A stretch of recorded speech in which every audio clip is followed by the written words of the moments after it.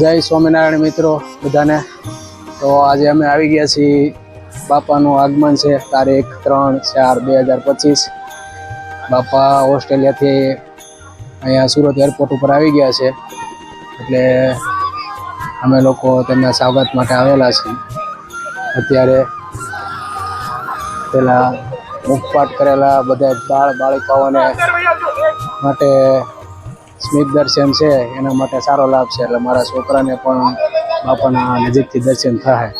અહીંયા બધા બાલિકાઓ અત્યારે મહેંદી રંગોળી પૂરે છે। સોરી, ચાલો તમને બતાવું। તમે મિત્રો અત્યારે બાપાના સ્વાગત માટે રંગોળી પૂરે છે।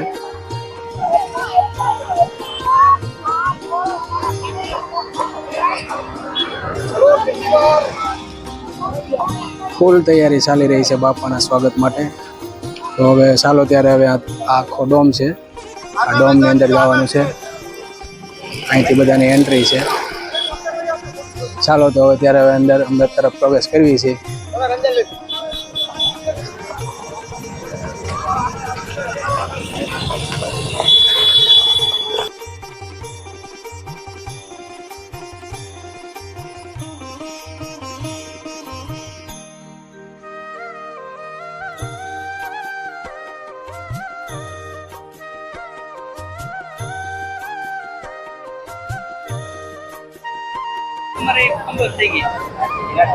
જય સ્વામિનારાયણ આશિષભાઈ। આ બધા પબ્લિક બાપાના દર્શન કરવા માટે બેસી ગઈ છે। અહીંથી બાપાની ગાડી નીકળશે, આવડો મોટો હોલ છે।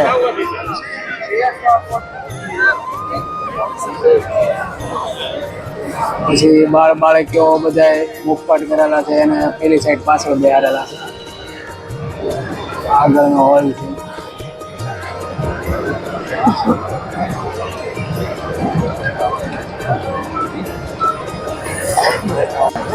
જોઈ શકો છો મિત્ર, એરપોર્ટની સામે આ મોટો ડોમ છે। બાપાનું સ્વાગત અહીંયા કરવાનું, બાપા અહીંયા આવવાના છે। આ બધા હરિભક્તો, લાખોની સંખ્યામાં હરિભક્તો બધા ઉમટેલા છે।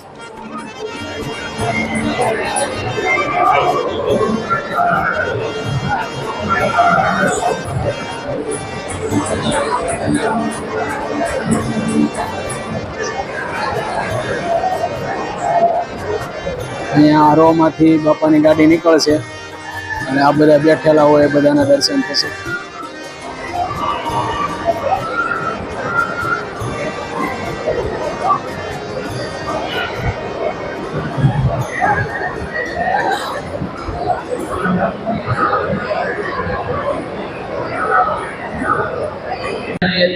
હાથમાં કયા પ્રકારના રૂમાલ ધારણ કરેલા હતા, કયા પ્રકારનો કાકડીય હાર પહેરેલો હતો। ડોક્ટર સ્વામી યોગી બાપાને બાપા કંઈ યાદ નથી, દર્શન કરી લીધા પણ હવે કંઈ યાદ રહે। આજુબાજુ જે બધા સંતો હતા એને પણ યોગી બાપાએ પૂછ્યો કે આજે આપણે દર્શન કરવા ગયા તો ઠાકોરજીએ કયા પ્રકારના વાઘા ધારણ કરેલા, કોઈને યાદ છે? ત્યાં સંતો હતા, ત્યાં આજુબાજુ બાપા અમે તો ફટાફટ દર્શન કરીને નીકળી ગયા, કારણ કે આપણી સાથે હતા એટલે કંઈ યાદ નથી રહ્યું। યોગીજી મહારાજે ત્યાં બધા સંતોને પાઠ આપ્યો કે એટલે શું, બહારમાં આપણને ભગવાનના દર્શન થાય છે, પરંતુ મુક્તાનંદ સ્વામીએ જેમ વાત કરી કે કોટી રવિ ચંદ્રની કાંતિ ઝાંખી કરે એવા તારા ઉન વિશે નાથ